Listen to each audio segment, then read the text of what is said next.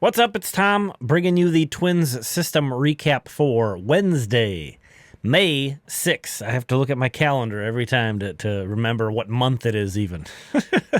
Under the weather yesterday, so didn't have a video. We'll get to more on yesterday's action in just a sec, but the really weird thing is the Saints are playing in Las Vegas, playing on the road against a PCL team for the first time.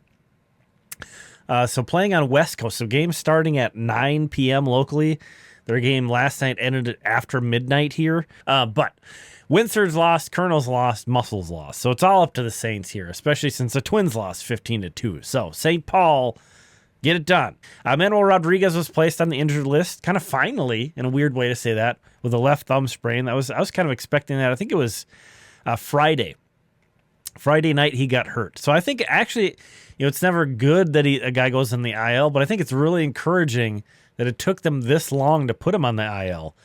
So I think that tells us, if it was something major, something dramatic, that would have happened Saturday. So I think that's a good sign. And a fun promotion. Harry Genth was transferred from Fort Myers all the way up to St. Paul. And Harry Genth, I the other day I called him kind of the Peyton Eels replacement. You can think of him kind of in that manner. He's a short king who has some baseball skills, was an undrafted free agent, so really easy guy to root for. So definitely going to be looking for him in these probably sparse opportunities, but this is pretty cool for him. Again, in case you missed it, if I can't record a video, I'm going to be doing the best I can to put a post on my channel. Just really quick, want to call out some big stuff that happened. Walker Jenkins was placed on the IL. So now both Rodriguez and Jenkins are on the IL, at least at the moment. But the cool thing, in addition to Genth, who again, he probably won't be up long, but Henry Mendez and CJ Culpepper were called up to St. Paul. And those guys might stick around for what you would imagine. They might be up there for good. And then the Stars, Brandon Winokur was basically the entire Colonel's offense in a win, and a low-scoring win. Ricardo Olivar hit 2 more home runs. It's 9 homers in 11 games as of yesterday. And then Aaron Sabato, on a 4-hit night, hit 3 homers and a double, tying the Saints record for home runs and RBIs in a game. Drove in 7 runs. So, insane game for Aaron Sabato. So, the Saints, the PCL, very hitter-friendly environment. The Saints had some fun out there. They scored 15 runs on Tuesday night.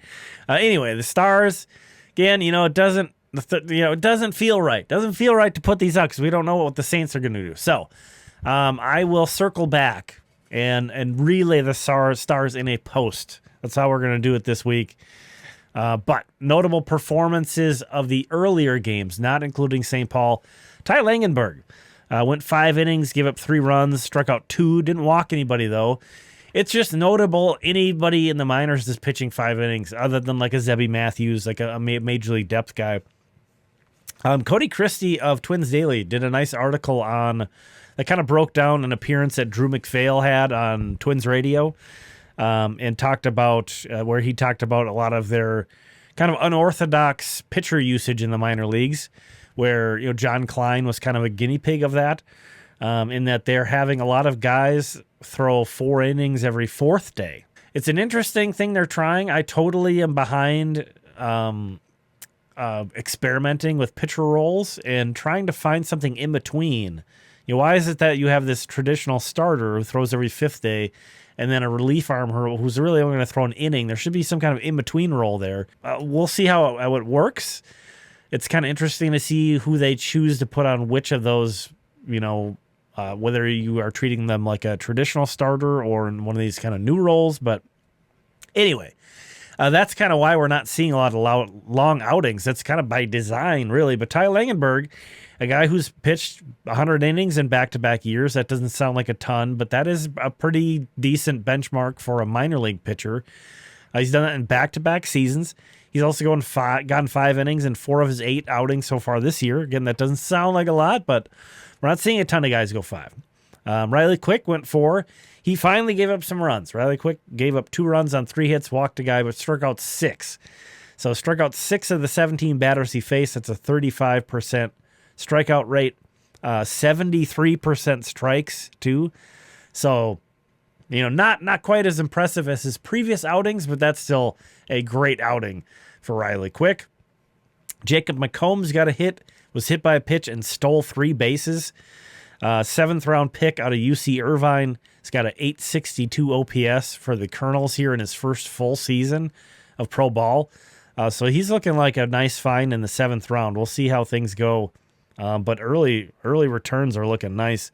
Matthew Dahlquist actually is another guy who's logging some innings. 5 innings. 4 hits, 1 run, no walks, 4 strikeouts. 18th round pick out of UC San Diego. He's recorded outs into the 5th inning in all 4 of his outings so far. And again, that's becoming somewhat noteworthy on its own. So Matthew Dahlquist, a guy to keep an eye out for. And that whole Muscles pitching staff has just been incredible. Yasser Mercedes, though. Oh, my goodness. Hit another home run. Home run, walk, stole 3 bases. Yasser Mercedes in 18 games. He missed the start of the year. Came out blazing, though. After that, 18 games, 5 home runs, 11 stolen bases in 18 games. He's got an OPS north of 1,000. Great to see him taking off. And then Ryan Sprock, another 2025 draftee, 8th round pick for the Twins. He's with Fort Myers. Had a reached base in all 4 of his plate appearances. He's got a .424 on base percentage so far for Fort Myers. So, taking a look at the star scoreboard, this is as of last night. So before we relay anything, but since it was not a video last night, I figured I'd put this out there. Kalen Culpepper still atop the board. Ricardo Olivar, though, has moved up into 4th place. That was kind of the big one. He's been so hot. He did not homer tonight, which is like noteworthy. But I think he stole a base, which Olivar's not a base stealer. So, and then Gabriel Gonzalez had moved securely into the top 10. I believe he's going to tie prior to yesterday. But again, I will relay the information in a post tomorrow morning. So be on the lookout for that. We'll keep an eye on the Saints game. Thanks for checking this one out. Again, kind of a funky week. Might not have a video every day this week. Thank you so much for checking this one out. I appreciate you. Check out Limestone Pipeline on Patreon, me and Jamie Cameron's project. We'll talk again tomorrow.